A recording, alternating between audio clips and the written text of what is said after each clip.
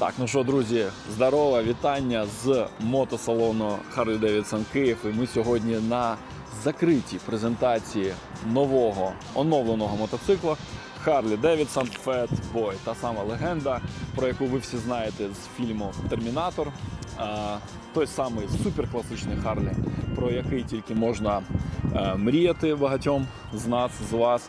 Нереальна класика, просто квінтесенція слова Harley-Davidson. От коли людина не сильно розбирається в мотоциклах, ти кажеш, в мене Harley-Davidson, вона, скоріш за все, уявить щось типу Fatboy. Ось, сьогодні буде багато дуже цікавої інформації, то нумо до всього цього, що тут сьогодні відбуватиметься. Мотоцикл вже тут, і ми сьогодні подивимось на нього, як він виглядає.